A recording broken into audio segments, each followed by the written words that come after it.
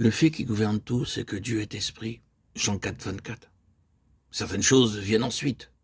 Nous sommes aussi de sa race. Actes 17, 28, 29. Le Père de nos esprits. Hébreux 12, 9. C'est une loi établie que ce qui est né de la chair est chair, et ce qui est né de l'esprit est esprit. Jean 3, 6. Ce n'est donc que dans son propre esprit que l'homme est de la race de Dieu.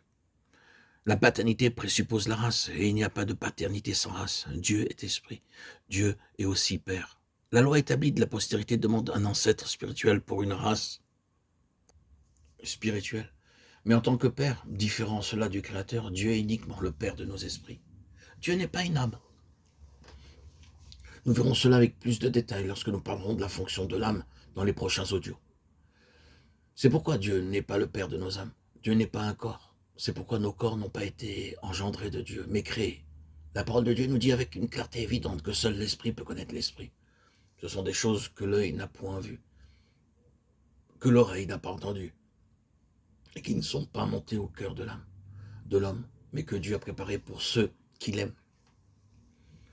Dieu nous les a révélées par l'Esprit, car l'Esprit sonde tout, même les profondeurs de Dieu. En effet, qui sait ce qui est dans l'homme, sinon l'Esprit de l'homme qui est en lui?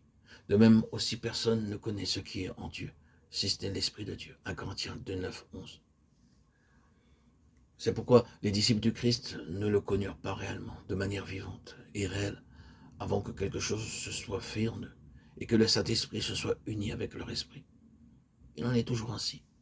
Seul l'Esprit peut adorer l'Esprit. L'heure vient et elle est déjà venue où les vrais adorateurs adoreront le Père en esprit et en vérité. Ce sont là les adorateurs que le Père demande. Dieu est esprit, il faut que ceux qui l'adorent en esprit et en vérité. Jean 4, 23, 24. Car c'est nous qui sommes la vraie circoncision, nous qui servons Dieu par l'Esprit de Dieu, qui nous glorifions en Jésus-Christ et qui ne mettons point notre confiance dans la chair. Philippiens 3, 3. Dans les deux passages qui précèdent, les mots vrai et vérité sont des mots qui établissent une distinction réelle. Si, comme l'affirment avec raison les psychologues, l'âme est le siège de la raison, de la volonté et des émotions, le culte des Juifs et des Samaritains n'en était pas dépourvu. Serait-il tout à fait juste de dire que tout cela était si mécanique et si dépouillé de sentiments qu'il ne s'y trouvait pas même le sentiment, le sens d'un animal? Mais si tout cela était accompli avec tout le sentiment, la raison et la volonté possible, c'était cependant différent de ce que Christ appelait vrai, car l'âme est toujours l'âme, et l'esprit est encore esprit. Seul l'esprit peut servir l'esprit. Dieu que je sers en mon esprit, Romains 1, 9.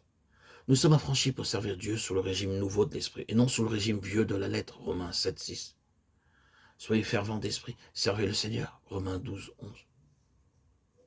Seul l'esprit peut recevoir la révélation de Dieu, qui est esprit. Je fus ravi en esprit le jour du Seigneur, Apocalypse 1, 10. Dieu nous les a révélés par l'esprit, car l'esprit sonde tout, même les profondeurs de Dieu, 1 Corinthiens 2, 10. Comprenons bien que Dieu a voulu être en toutes choses en relation avec l'homme, et qu'il veut accomplir tous ses desseins par l'homme par le moyen de ce qui en l'homme était selon son image, c'est-à-dire par son esprit.